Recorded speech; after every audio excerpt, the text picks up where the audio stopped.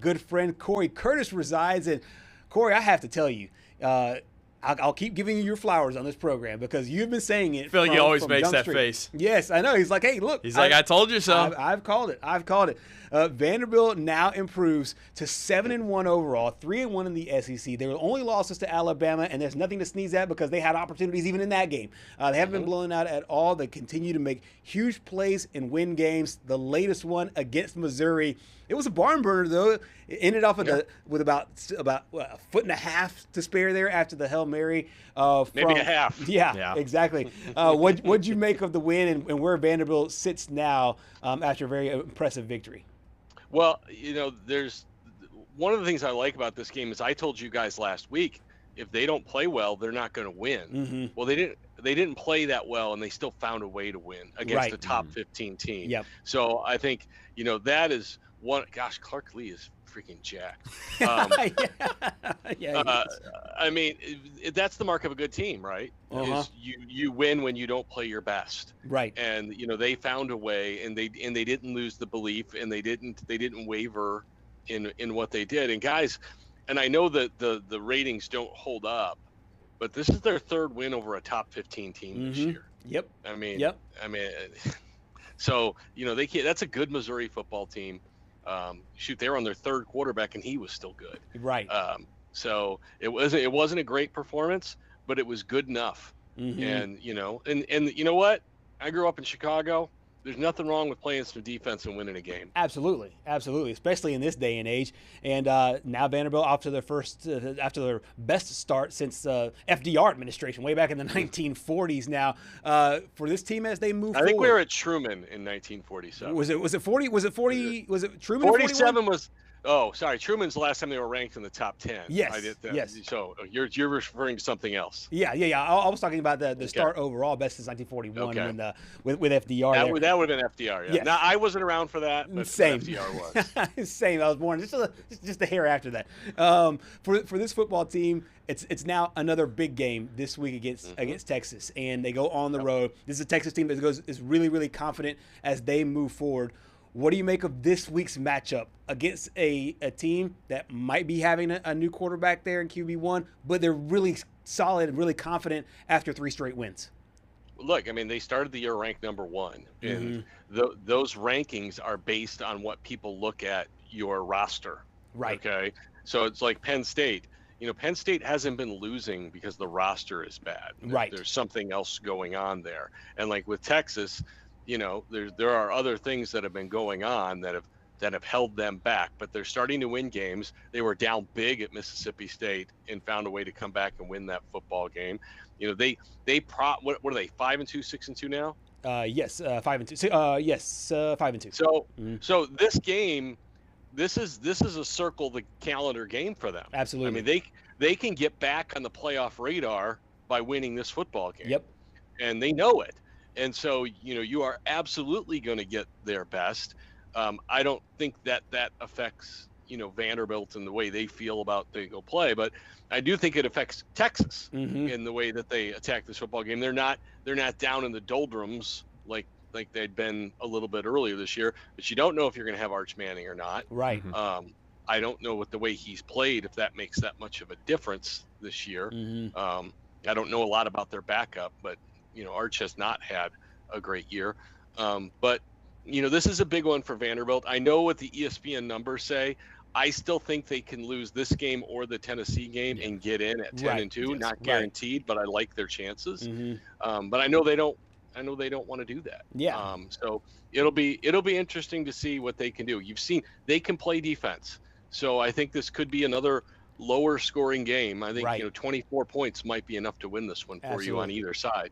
Absolutely. Speaking of defense, the Vanderbilt defense, if you take away the scoreboard and just look at the yards allowed, it doesn't look very impressive. However, they get the job done, especially in the red zone. And you see it, 1 touchdown allowed in the fourth quarter, more than 370 yards.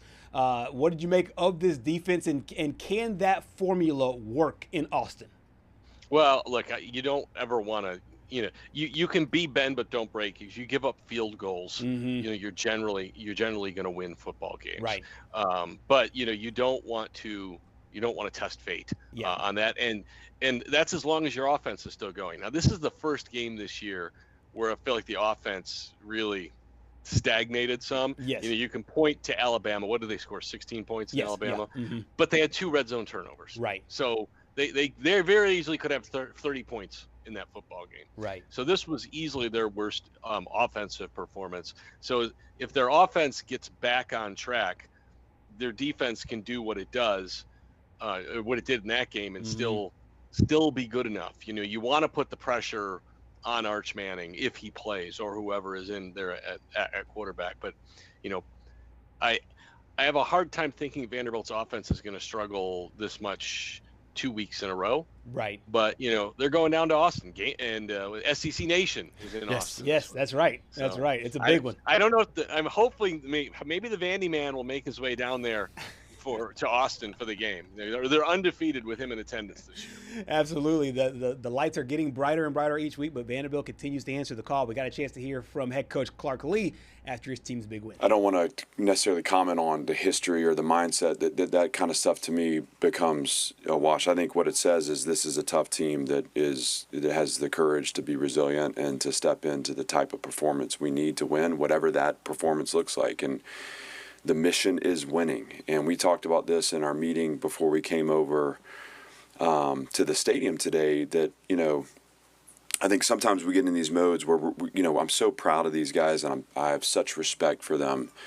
And I'm so grateful, to be their coach and to be with them on the journey. But, I wasn't going to tell them that tonight didn't matter. This was an important game for us, and we needed to understand that. And the reason we do what we do, the reason this is the 291st day that we have sacrificed and invested and cared for one another, is because we have big goals. And so this team found a way to win, and I think it's a great lesson to them that, it can go our way for 4 quarters. It can go our way for 1 quarter at the end. And the point is, you step on the field with the attitude, the mindset, and you stay in the present, and good things happen. One of the big things about Clark Lee that I've found really impressive since he got there is the fact that he has been able to stay on message the entire time.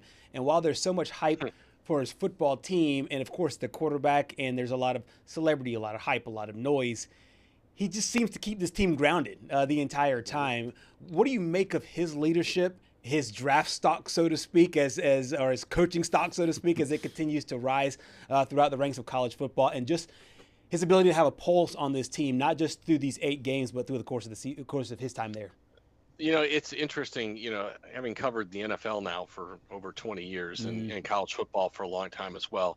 Fans always love the coach who's all, fired up and yelling and screaming at everybody. But I always try to tell everybody, Tom Landry stood like this on the sideline for 25 years and won like 12 games a year with the Dallas Cowboys. Yep. All right. What the head coaching position about is having everybody organized and in position to do what they need to do. It's up to them to execute at that point. And Clark does not waver. He is the same guy, win or lose, winning or losing. He is steady as a rock. You have guys like Jerry Kill on your coaching staff who, while you're not there, come in and add the voltage, what's going on around them, and scream at everybody and get them going. You have guys like Diego Pavia to add that juice to your football team and that confidence to your football team, and the public bravado that he is never going to provide. And look, whenever you win in college football, you are going to get on people's radar. Yes. Without question. Right. Having said that, I would be stunned if he left. Okay. I would be stunned if he left. Yeah. He is a Nashville guy. He is a Vanderbilt guy. And I still believe he wants to win, but he wants to win at Vanderbilt. I could be dead wrong, but I think winning at Vanderbilt is his life's mission. Yeah. And we'll see. We'll see, because there may be, Florida, Penn State. Absolutely. I mean, somebody may call. Yeah. But, they called for Tim Corbin over and over and over again. Auburn called him twice. Texas called him. LSU called him, and he said, "Nope, this is my home. This is my place." And last I looked, Tim Corbin was was still here. Yes. Okay. Yep. And so I think that Clark Lee is in that similar boat. Yeah. And I'm going to go off script here. We talk about what does Vanderbilt do after Diego Pavia. Well, what's all the talk this weekend been about? No relation.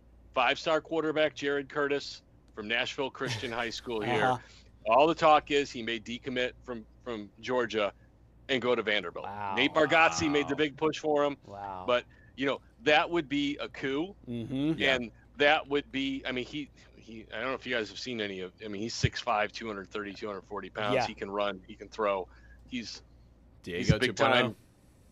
No, he's a foot taller than Diego. I mean, he looks like Matt Stafford. That's what he looks like. Yeah. Now, I'm not saying he's Matt Stafford, but when I watch him, I go, maybe he could be Matt Stafford. Right. Right. Like athletic, but like not like Lamar Jackson, but Correct. like big Josh Allen. Yes. Big, strong, athletic. But when you win like Clark is doing now, it opens new doors to take Vanderbilt to where you want to take it. And that's not saying they're going to get this kid. Right. But they're in the market for him now, where 2 years ago, there's just about no way. Right. And it wouldn't be a second thought that a guy like that would go to Vanderbilt, but now with Clark Lee and the way the momentum is going, this is the reason why you can get those guys. And I think you make a great point about him wanting to win at Vanderbilt, and this would not be without precedent. You saw a guy like Chris Peterson stay at Boise State for forever and wanted to make that program the best that it could be before he moved on to Washington. Speaking of the immediate future, though, when you look at Vanderbilt's next few games here, is this a team that you think can run the table, finish the season with one loss, and make it into the college football playoff? Are you really asking me that question? I was going to ask you that way. You could just say, duh. Yes, they can. Yeah. Yes, they can. Now, can they also go 2-2? Sure. It's the Southeastern Conference. These teams can all play. Sure. I mean, as bad as Kentucky's has looked, they just hung 34 points on Tennessee in a loss. Yes, right. So, I mean, every one of these teams can play. You almost saw Mississippi State knock off Texas. South Carolina had Alabama down for 3 quarters. And Vanderbilt didn't play great last weekend. But can they run the table? Absolutely. I mean, they're ranked 9th in the country. They're 6-1. They're going to Texas. Have we seen a line on this game yet? The line that I saw was Texas minus 1.5. I think it opened 2, and Texas is now a 1-point favorite. And that's with Vegas knowing that it might not be Arch Manning under center. I would have guessed exactly that 1.5 points, which tells you that they're taking Vanderbilt winning there really, really seriously. In Tennessee, Auburn and Kentucky, their seasons are over. Absolutely. They're a disaster. So as long as you show up ready to play, you should win those football games. Absolutely. But there are no automatics. But Tennessee, they got problems on defense. Big problems on defense. Right. And that we have touted since like week 1 that we wanted Vanderbilt at Tennessee for a spot in the college football playoff. Yes. I mean, and it would be absolutely incredible if that were the case. What would be even more incredible is if Tennessee won and they both still got in. Right. But the chances of that are not great. But right now Vanderbilt's resume is a lot better, and if they go to Texas and win, it'll continue to get better. But they're absolutely capable of beating. It's funny because I was in the newsroom and I was talking with some of the anchors and reporters in there, and they were like, well, Vanderbilt's a nice story. Do you really think they can make the playoff? And I'm like, guys, they're a national championship contender. And they're like, oh, what are you talking about? Right. I'm like, what they still aren't even on the hype. No, I'm like, what aren't you understanding about this team? That's the great thing about college football this year. There's a bunch that's really good, but I don't think there's that elite team. There's not that uber team that nobody thinks they can get by. Right. Now, UCLA might tell you it's Indiana after last week. Yeah. But because that was Dion might tell you it's Utah after last week. But, I think it sets up. I mean, I know it's only year 2 for the playoff, but it sets up for me to be the greatest postseason 100%. we've seen because because normally we only think there's like 1 or 2 teams that can win it, but I think there'll be a case to be made for 6, 7 teams, Absolutely. 6, 7 to win it, and and watch, it'll still wind up being Ohio State and Notre Dame or whatever. Right. But there's a lot of possibilities. I mean, if I told you Alabama was going to win it, you wouldn't be surprised. Not be shocked.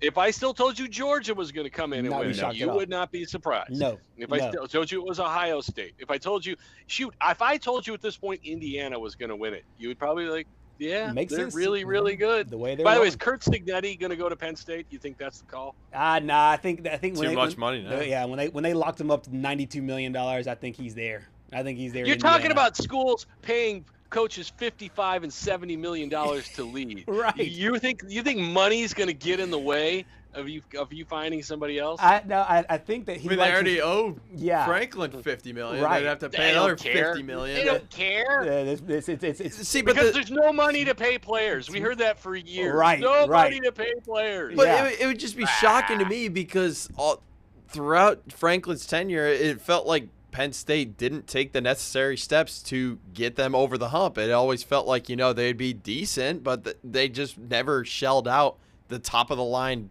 money for the players. Like, I mean, we're talking like Ohio State here. There's a reason why they couldn't beat Ohio State and they couldn't beat Michigan. They were regarded as having maybe the best talent in the country coming into this season. Yeah. So I don't think talent, should have been an issue for them. Yeah. There was clearly something broken inside the team. And again, I will always say, James Franklin wasn't fired because he lost. James Franklin was fired because he was not pleasant to be around and he lost. Yes. All right. Yes. And you can say the same for Brian Kelly down at LSU. When you get fired after three losses, they were waiting for a reason. Yep. All right. They were waiting for a reason, and both those schools, had seen enough. They needed, because they didn't want them to get hot to finish the year and then have to keep them. Now They're like, get rid of them now. Yeah. Get rid of them now. Yeah. So, I mean, this coaching cycle is fascinating. It's unbelievable. I mean, the people who are going to go and who's going to get another job, who's going to work and who isn't. I mean, I don't know. It's unbelievable. And Clark Lee's name will be floated around for a lot of jobs, but our man Cory Curtis says he wants to win there in Nash Vegas. Cory, I could be wrong, but I wouldn't bet. I wouldn't bet on him leaving. And honestly, you make a great point, and I'm right there with you. I think that he wants to stay and make Vandy a national power, especially if he can recruit, like you're talking about, some of these top end talents to be able to stay there in Tennessee and stay in Nashville. Cory, thank you so much for your time here on Southeast Sports Plus. You're the best, man. All right, big brain.